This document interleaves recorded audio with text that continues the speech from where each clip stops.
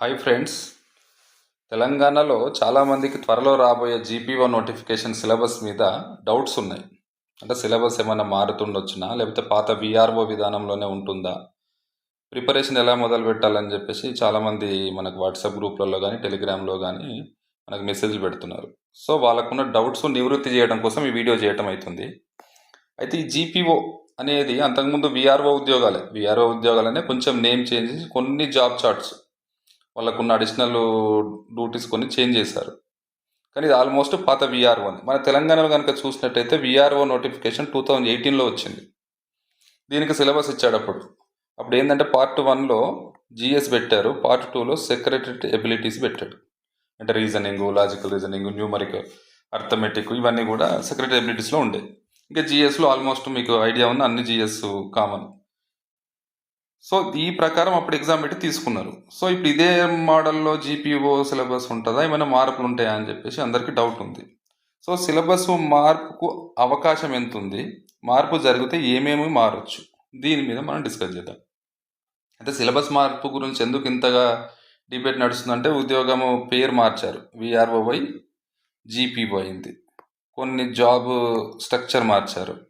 దాంతోపాటు గతంలో తెలంగాణలో జూనియర్ పంచాయత్ సెక్రటరీ నోటిఫికేషన్లు వచ్చినప్పుడు ఎట్లయితే అంతకుముందు లేని సిలబస్ పంచాయతీ రాజ్ చట్టాన్ని యాడ్ చేస్తూ పేపర్ 2ని ఎలాగ లాంచ్ చేస్తారో దీంట్లో కూడా అలా చేస్తారేమో అని ఒక చిన్న డైలమా ఉంది. దాంతోపాటు చాలామంది అభ్యర్థులు లెటర్స్ కూడా ఇస్తున్నట్టున్నారు, ఏంది పేపర్ 2 పెట్టాలి, ఈ రెవెన్యూ చట్టాలను యాడ్ చేయాలి అని చెప్పేసి కొందరు అభ్యర్థులు కూడా కోరుకుంటున్నారు. సో ఈ క్రమంలో ఎలాంటి మార్పులు జరగవచ్చు, మార్పులు జరిగితే ఏమేమి జరగవచ్చు అనేది మనం డిస్కస్ చేద్దాం. అయితే నాకున్న ఇన్ఫర్మేషన్ ప్రకారం ఏంటంటే, నాకున్న పర్సనల్ గెస్ ఇది, ఒక 3 పద్ధతుల అవకాశాలు ఉన్నాయి. ఒకటి ఫస్ట్ మోడల్ ఏంటి అని అంటే,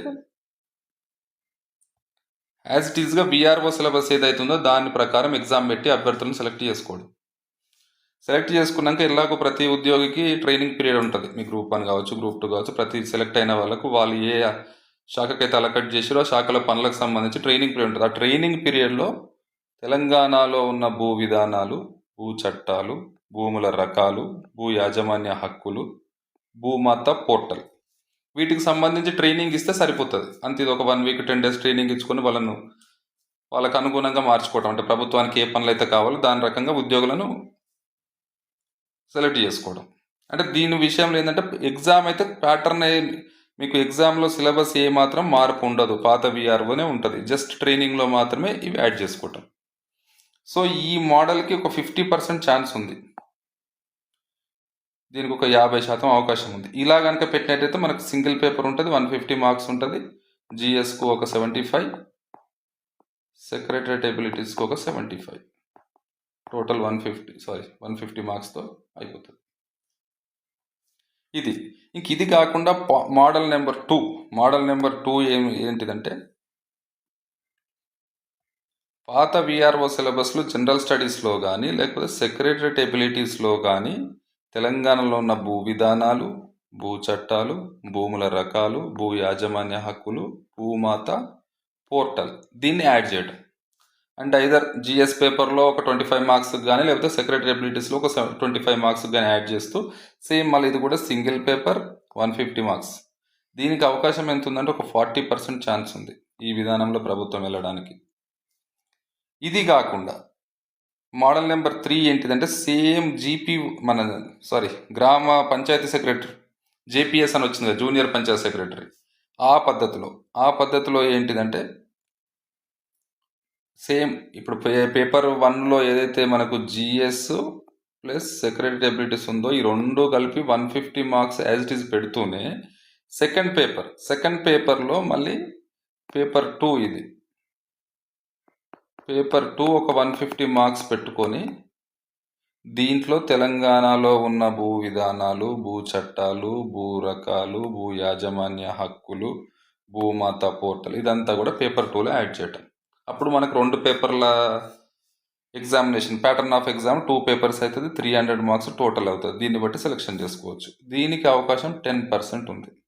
ఎందుకు ఇంత తక్కువ అవకాశం ఇస్తున్నానంటే, ఈ సిలబస్ అంతా చూస్తే కూడా మన గ్రూప్ 2లో ఎకానమీలో పార్ట్ కింద వస్తుంది, గ్రూప్ 1లో కూడా వస్తుంది. ఇవన్నీ చూస్తే ఇది 150 మార్క్స్ సిలబస్ అంతా లేదు. ఇది అంటే భూ విధానాలు కావచ్చు, భూ చట్టాలు కావచ్చు, రెవెన్యూ చట్టాలు కావచ్చు, కొత్త రెవెన్యూ యాక్ట్ కావచ్చు, ఈ భూమాత పోర్టల్ ఇవన్నీ కూడా కలిపితే 150 మార్క్స్ సిలబస్ పెట్టే అంత లెంతీ సిలబస్ అయితే కాదు. రెండోది ప్రభుత్వానికి కూడా ఇప్పుడు ఈ విధానంలో కనుక పోతే ఇప్పుడు మళ్ళీ సిలబస్ కమిటీ చేయాల్సి వస్తుంది. సిలబస్ కమిటీ ఇదంతా కూడా సిలబస్ డిజైన్ చేయాల్సి వస్తుంది. ఇది మళ్ళీ బుక్ల రూపాన పబ్లిక్ అంటే మన ఎవరైతే ఆస్పిరెంట్స్ ఉన్నారో వాళ్ళకి అందుబాటులోకి రావాలి. ఇదంతా కూడా చూస్తే ఒక 1 ఇయర్ పైన టైం టేకింగ్ ప్రాసెస్ అవుతుంది. ఇది కొత్త సిలబస్ ఇచ్చి కొత్త సిలబస్ ప్రకారం మళ్ళీ తెలుగు అకాడమీ పుస్తకాల్లో ఏ ఒకటి మార్కెట్లోకి రావాలి, దాన్ని బట్టి నోటిఫికేషన్ రావాలి. నోటిఫికేషన్ సడన్గా ఇచ్చి సిలబస్ మార్కెట్లో లేదనుకోండి, మళ్ళీ అభ్యర్థులు రిక్వెస్ట్ చేస్తారు ప్రభుత్వాన్ని. కాబట్టి ఇదంతా కూడా length time taking process plus అంత లెంత్ సిలబస్ కూడా కనిపించట్లేదు మనకు. కాబట్టి ప్రభుత్వం ఈ మోడల్ నెంబర్ 3 వైపు మొగ్గు చూపే అవకాశాలు చాలా తక్కువ ఉన్నాయి. సరే, ఎనీహౌ ఏదేమున్నా కానీ ఇక్కడ మన పర్సనల్ అజంప్షన్ కాదు, కానీ ప్రభుత్వ నిర్ణయమే ఫైనల్. ప్రభుత్వం ఈ పైన 3 పద్ధతులు ఏ రకంగా పోవచ్చు. సింగిల్ పేపర్ పాత విఆర్ఓ పద్ధతి అయినా పోవచ్చు, లేదా పాత విఆర్ఓ సింగిల్ పేపర్లోనే చిన్న మార్పులు చేసుకుని వెళ్ళొచ్చు, లేదంటే కంప్లీట్ పేపర్ 2 అనేది కొత్తగా దించవచ్చు. కంప్లీట్ జీపీఓకి ఏ ఉద్యోగాలు ఉన్నాయి, జీపీఓ ఉద్యోగం వచ్చిన తర్వాత ఏ విధులు నిర్వహించాలి, వాళ్ళకి సంబంధించిన విధుల మీద కొంత సిలబస్ పెడుతూనే ఈ రెవెన్యూ చట్టాలు ఇవన్నీ కూడా యాడ్ చేస్తూ పేపర్ పెట్టవచ్చు. దీనికి ఏదైనా అవకాశం ఉంది. కానీ ఇప్పుడు అభ్యర్థులకు వస్తున్న డౌట్ అనేది తక్షణం మేము ప్రిపేర్ కావాలంటే ఎలా, అంటే ఎలాంటి ఒక ప్రభుత్వం మార్పులు చేర్పులు చేయడానికి సిద్ధమైనప్పటికీ మార్పులకు లోను కానీ సిలబస్లో అంశాలు ఏంటి అని చెప్పేసి మన అభ్యర్థులకు వస్తున్న డౌట్. సో దీన్ని నివృత్తి చేసుకోవడానికి మనం కనుక పాత విఆర్ఓ నోటిఫికేషన్ కనుక చూస్తే, దాంట్లో ఉన్న సిలబస్ని చూస్తే, విఆర్ఓ నోటిఫికేషన్ సిలబస్ చూస్తే కరెంట్ అఫైర్స్, మీరు ఇది ఏ ఎగ్జామ్ అంటే గవర్నమెంట్ ఎగ్జామ్ ఏది రాసినది 100% ఉంటుంది. ఇది మార్పులకు లోను కాదు, మీరు 100% ఇది ప్రిపరేషన్ చేసుకోవచ్చు. నెక్స్ట్ జనరల్ సైన్స్, బయాలజీ కావచ్చు, ఫిజిక్స్ కావచ్చు, కెమిస్ట్రీ కావచ్చు, ఇవన్నీ కూడా ఎవ్రీడే లైఫ్లో మనకి ఎట్లా యూజ్ అవుతుంది అనేది ఇది ఒకటి. దీంతోపాటు డిసాస్టర్ మేనేజ్మెంట్ ఉంది, ఎన్విరాన్మెంటల్ సైన్స్ కూడా ఉంది. ఇది కూడా సిలబస్ చేంజ్ కాదు. Next geography and economy of India and Telangana, ఇది కూడా మారదు. నెక్స్ట్ ఇండియన్ కాన్స్టిట్యూషన్, ఇది పాలిటీలో మీరు 100% ఇది కూడా చేంజ్ కాదు. దీంట్లో especially Panchayati Raj and rural development మీద ఇంకొంచెం ఫోకస్ ఎక్కువ పెట్టాలి. ఎందుకంటే జీపీఓ అనేది గ్రామాల సంబంధించిన వృత్తి కాబట్టి ఇది కొంచెం చూడాలి. ఇంకా నెక్స్ట్ ఇది కూడా ఇలాంటి చేంజ్ కాదు. Next modern Indian history, focus on national movement, ఇది 100% మార్కులకు లోను కానిదే. నెక్స్ట్ హిస్టరీ ఆఫ్ తెలంగాణ అంటే తెలంగాణ మూమెంట్, ఇది చేంజ్ కాదు. Society, culture, heritage, art, literature of Telangana, ఇది కూడా చేంజ్ కాదు. తెలంగాణ ప్రభుత్వ పథకాలు, పాలసీస్, ఇది చేంజ్ కాదు.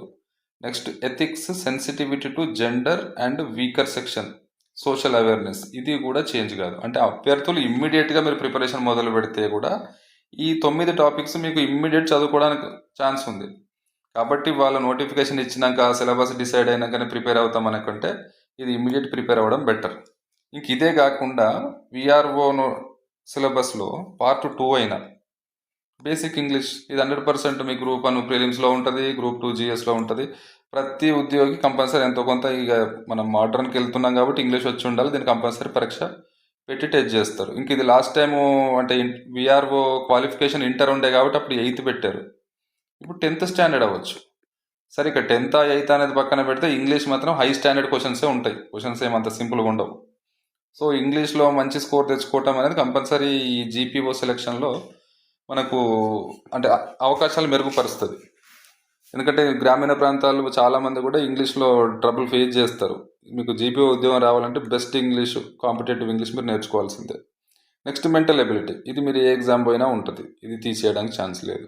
Logical reasoning, numerical abilities, arithmetic, ఇవన్నీ కూడా అదే చెప్తున్నాను కదా, జీపీఓ అనేది భూమి కొలతలు ఇవన్నిటికంటే ఆల్మోస్ట్ మ్యాథ్స్ మీద కొంత డిపెండ్ అయ్యే వృత్తి.